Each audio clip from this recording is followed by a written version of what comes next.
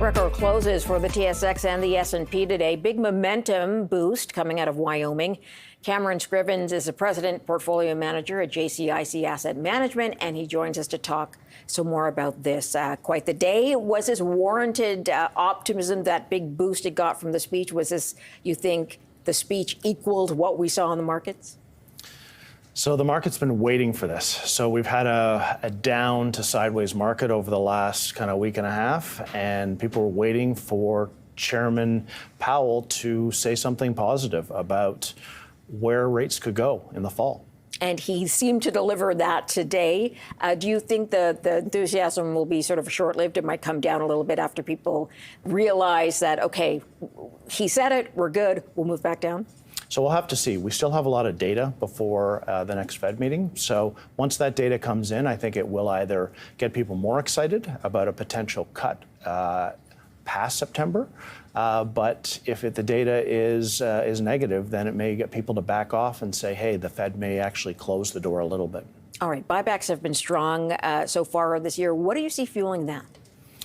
So I see fueling that. Companies are not sure what to do with their capital, right? So they're uncertain as to what's happening with tariffs. They're uncertain whether to hire. We've had some challenging hiring numbers. And so what you're doing is you're getting companies who are not necessarily firing people, but they're not hiring people.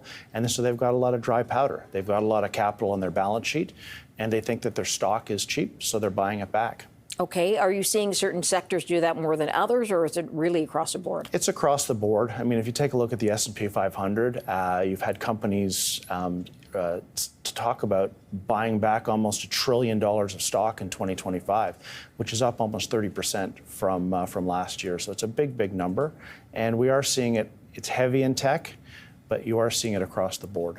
Okay. What do you think about the weighting of tech so far, with so much weight in just a few stocks? We're seeing a little bit of movement out in August and shared around a bit, but generally speaking, what's your take? So you've had, obviously, the Magnificent Seven driving a lot of the market, but you have to take a look at just within that group is Apple has not done well this year. Tesla has not done well this year. A number of them have not kept up with the S&P 500, with the exception of NVIDIA and a handful of others. But it is driving the market, but it is where a lot of the growth is coming from. And so people want to be where the growth is happening. Okay, so let's talk stock picks then, Sure. where you're landing on that. Uber is something you're looking at right now. Tell me what is driving you towards Uber. So we like Uber. So Uber has a three-pronged business. They deliver food to your door. They deliver you to your location where you want to go, providing drivers, and then they have a transportation division. We like 2 out of the 3 divisions. We like the divisions that are asset light, so we don't love the transportation division, but it's tiny. We think that Uber is very well positioned for autonomous vehicles in the future. And so what they're doing is, instead of going out and buying cars or making cars, they will provide the platform for all those self-driving vehicles. So smart move for them to take what they have and offer it up to other companies. Are we seeing partnering there yet? We are seeing partnering, and you have to remember that Uber has a tremendous amount of data, and that data is extremely valuable. And so if you're a small electric car company looking to partner, you're going to go with a 300-pound gorilla, which is Uber.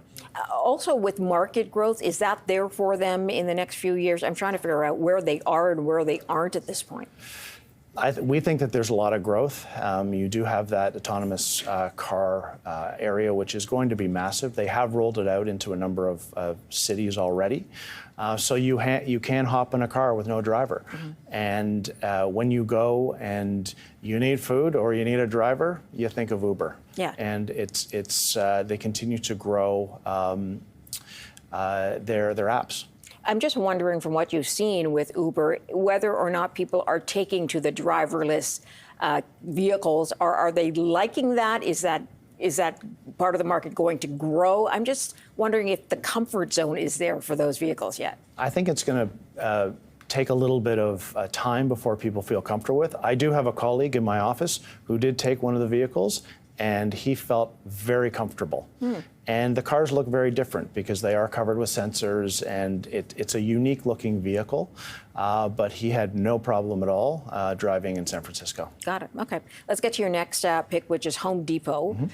Wondering, they did report, wondering what you think of the company moving forward. They are talking about the fact that it seems like people are putting off the big spends right now and still doing the smaller projects around the home, but they expect that to turn around. Are they being too optimistic about what they're seeing or expecting from consumers in the next sort of year to 18 months? So you saw Home Depot rally today off of what Jay Powell said. So I think that's going to be part of the story is, does the consumer feel comfortable enough to go out and buy those dishwashers, buy those washing machines and refrigerators? And right now, what we felt good about was the fact that they did come out and say that the average basket was about $90, which it was last quarter. So the consumer is still out there buying. It's smaller goods, but once rates come down, I think people feel more comfortable buying those larger ticket items. Both Lowe's and Home Depot are trying to drive more business into their builders and contractors side. How is that going for Home Depot? I know Lowe's is now acquiring another company to help them do that. How's that going for Home Depot? So they're both focused heavily on that. What we need to see is we need to see a pickup in the housing market in the U.S. We did see some data last week where things look like they're starting to pick up a little bit, and so we think that that will be a positive in the future. And so Home Depot has struggled on that side, as has Lowe's, but that's just because of the economy as opposed to what they're offering. So will a rate cut in September in the U.S., you think, help to trigger more home building? It will be a start. So I think we'll have to wait for a few more cuts before you start seeing people move back into housing. And you've seen that with the housing stocks. They've been a very challenging sector to invest in over the last few years. But as you know, once rates start to come down, then people will gravitate back to those names.